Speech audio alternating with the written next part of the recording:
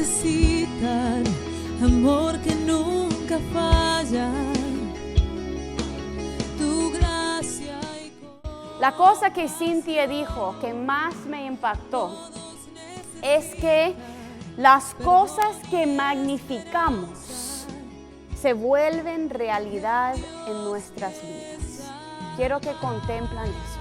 Las cosas en lo cual ponemos énfasis, las cosas que repetimos y repetimos y repetimos, se vuelven nuestra realidad. Y pensando en nuestros cuerpos, yo creo que las mujeres somos peores en eso. Cuando queremos que haya cambio, comenzamos denigrando a nosotras mismas, diciendo, ¡ay, qué feo! Cuando es el templo que Dios creó. Comenzamos criticando aún a nosotras mismas, nuestra apariencia, qué barriga más grande, Dios mío, ¿de dónde salió eso? Pensando que simplemente poniendo énfasis en las cosas negativas que por sí se va a cambiar. Pero lo que Cynthia nos está diciendo es que las cosas en lo cual ponemos más énfasis, los momentos en lo cual enfatizamos uno y otra vez, son las cosas que se vuelven realidad. Y nuestras mentes, nuestro ánimo no se queda por lo largo para hacer la transformación porque estamos enfocados en lo negativo y no en lo que Dios quiere hacer. Amén. Yo creo que lo mismo pasa en nuestras relaciones. Vemos a las personas de más cercanía con nosotros y momento tras momento estamos remarcando y criticando las cosas en ellos o en ellas que no nos gusta. ¿Por qué simplemente sigues haciendo la misma cosa? Porque no podés ver el efecto de tus acciones. Porque no podés, y momento tras momento, en vez de dando palabras de aliento y de vida, estamos remarcando el mismo camino que no nos ha dado frutos. Y no es el querer de Dios por nosotros. Quiero hablarles de algo que pasa en nuestro cerebro mientras somos negativos. Me va a tener que perdonar mi español porque algunas de esas palabras son tan técnicas que el pastor Franklin me intentó enseñar, pero no se me pegó. Tenemos células en nuestra cabeza y en medio de esas células en nuestro cerebro se mueven circuitos de energía, ¿verdad? De electricidad. Y esos circuitos mueven arriba de una brecha. Y cuando nosotros estamos pensando cosas negativas, tenemos un sinapsis, creo que se llama, una célula que hace conexión con otra célula. Y cuando lleva un mensaje negativo y cuando ese mensaje se sigue llevando, el cuerpo, el cerebro, comienza a acercar esas células más. ¿Para qué trabajar tanto? Dice el cerebro. Deben de estar más cerca para que no tiene que moverse tanta distancia ese pensamiento.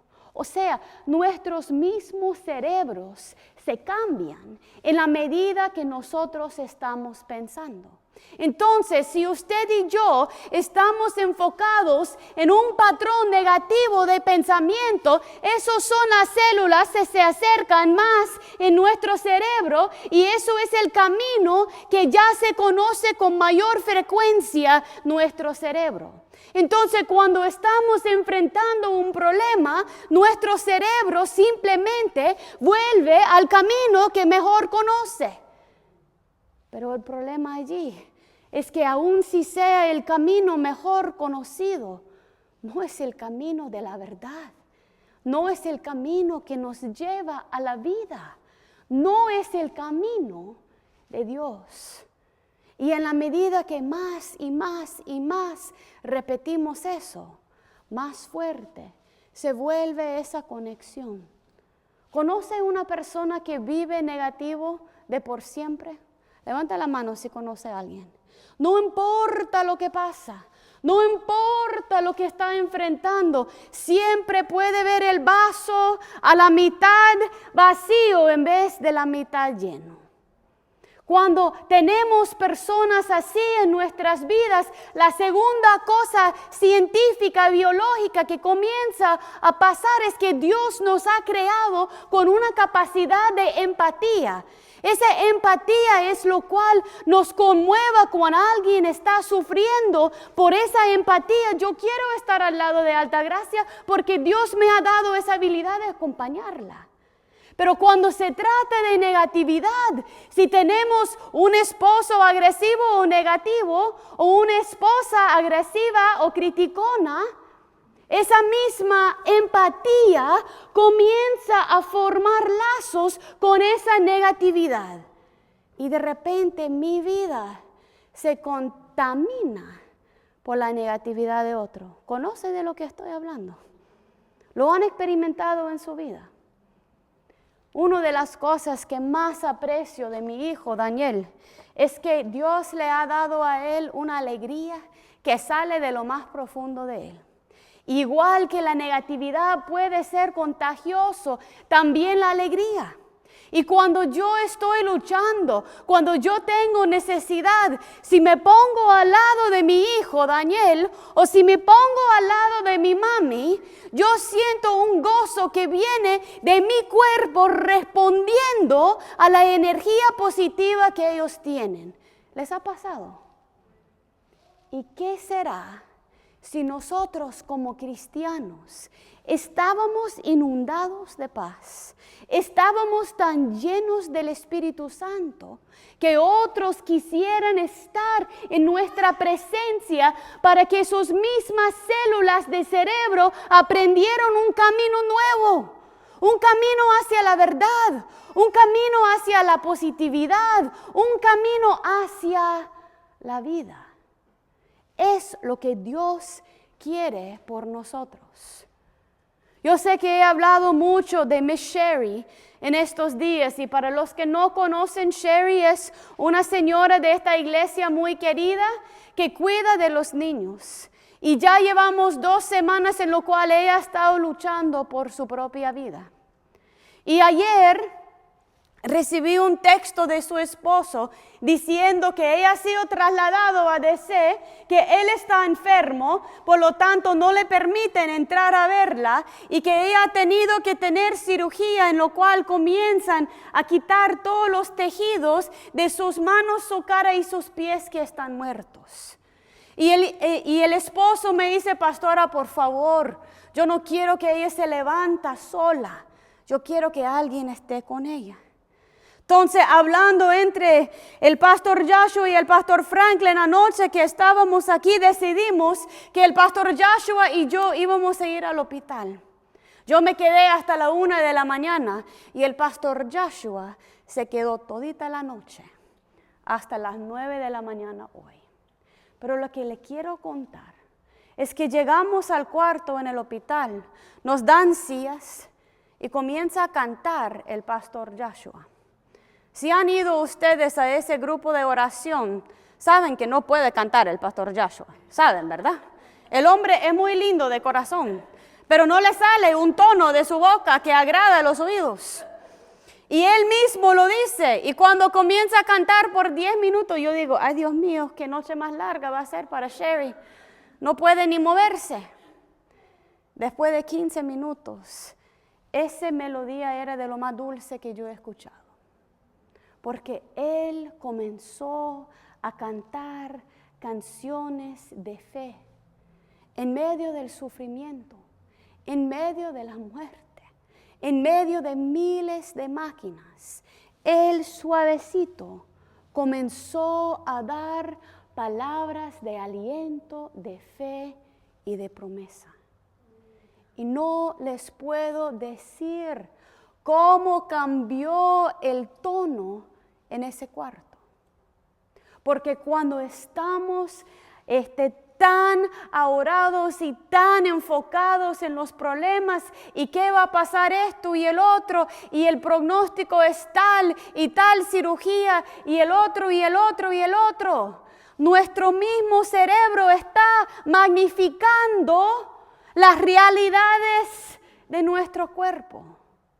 Pero si estamos alabando al Señor, hay un cambio completo.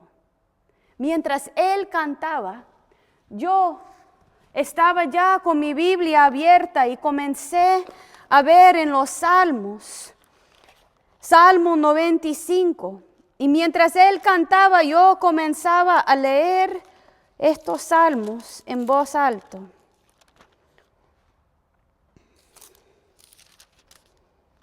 Vengan, cantamos con júbilo al Señor. Aclamemos a la roca de nuestra salvación.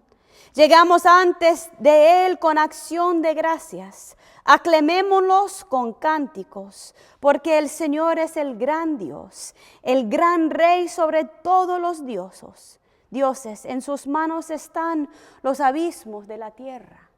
Y lo que quiero que ustedes oigan es que en este momento Dios remarcó para mí lo poderoso que es decir palabras de fe y no caer en un circuito negativo de crítica. Quiero que lo pensamos en nuestras relaciones.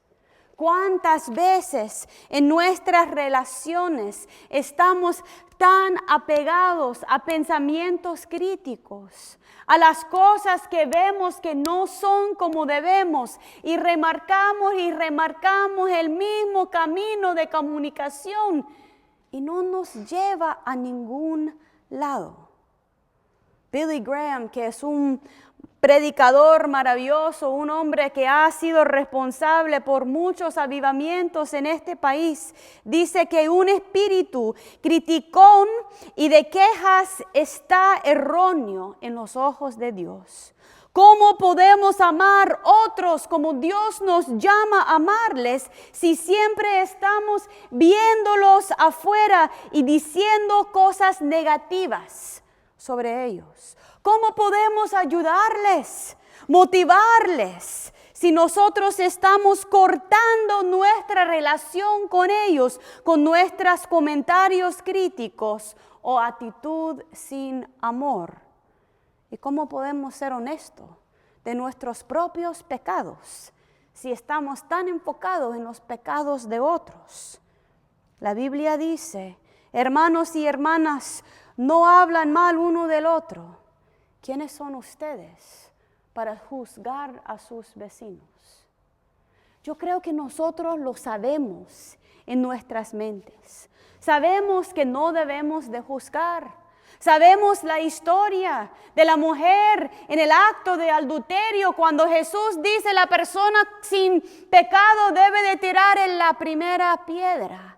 Conocemos la historia leído hoy, que antes de ver la paja en su ojo, en el ojo del otro, debe de ver el gran tronco en el ojo de uno.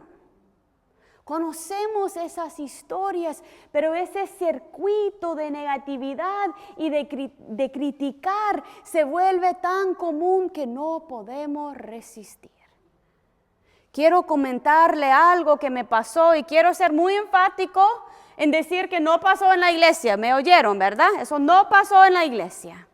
Pero en otra área de mi vida donde estoy trabajando, había un incidente y un hombre se enojó y se sintió que habían faltado el respeto a él y a su propiedad. Y mandó un correo electrónico que jamás, nunca hubiera mandado. Levanta la mano si ha mandado un correo que no hubiera mandado. ¿Nunca? Yo sí. Yo sí. Ok, si han dicho algo que hubieran mejor no dicho. Ok, la misma cosa aplica.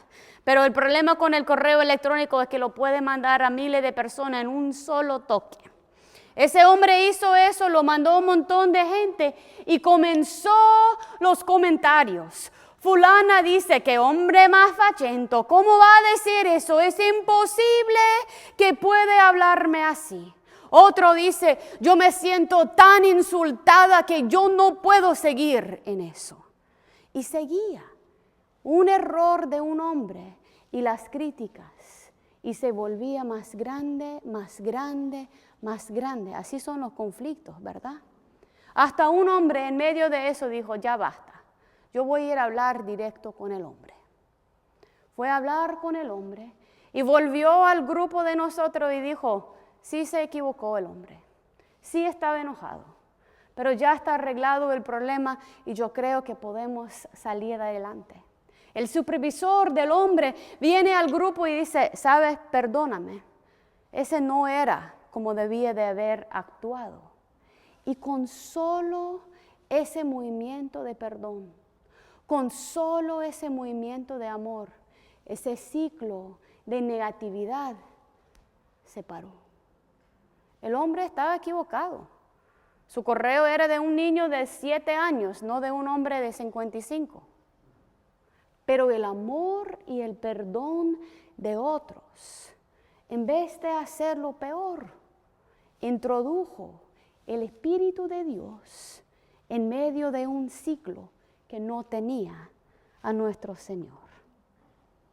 Yo creo que otro lado de la moneda es cuando nosotros nos sentimos ofendidos a cada rato.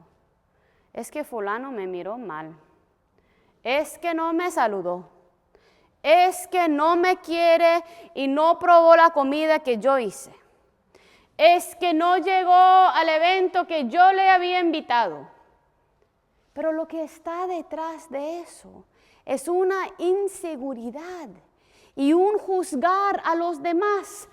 A lo mejor algo pasó y no pudo llegar. A lo mejor quería probar la comida, pero un niño necesitaba algo. A lo mejor se equivocó. Pero si vivimos juzgando, creamos un ciclo espantoso para todos. En el texto de Gálatas 5:15, es Pablo escribiendo a su pueblo. Y él dice que nosotros mismos podemos hasta consumirnos si no tenemos cuidado en la forma que estamos hablando.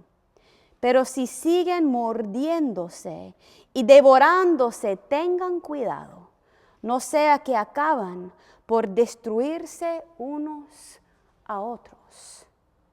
Tenemos la capacidad de hasta destruirnos con ese ciclo de negativismo. En la otra iglesia donde estoy, unos jóvenes se equivocaron, hicieron algo estúpido en uno de los eventos que tenían.